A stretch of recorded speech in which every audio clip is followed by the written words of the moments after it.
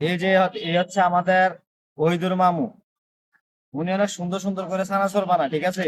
আমরা ওনার থেকে মাঝে মধ্যে চানাচুর খাই, বেশিরভাগ সময় দেখা হলে চানাচুর খাই। মামু শরীর স্বাস্থ্য বলে একদিন খারাপ ছিল, এই জন্য দেখা গেছে না, বাড়িতে গেছিল।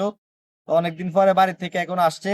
তো মামু কিছু কইবানি, তোমার কিছু করার আছে নি? হ্যাঁ বাবা, আমি তো আসছি, কিন্তু আপনার সামনে অতদিন আমি বাড়ি ছিলাম।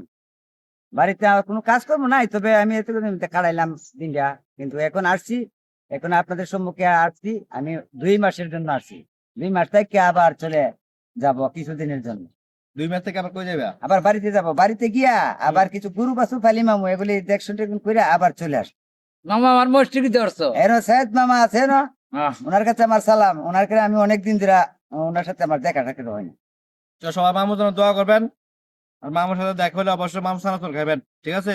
আর আল্লাহ আমার হাফেজ। আমার সানাসুর ভালোবাসে, সাগর মামু এবং সৈয়দ মামা ভালোবাসে, এরা খুব ভালোবাসে, আমার অত্যন্ত আদর করে, মহব্বত আচ্ছা করে। ঠিক আছে মামা, তাহলে হ্যাঁ, আল্লাহ হাফেজ, আবার দেখা হবো। আলহামদুলিল্লাহ।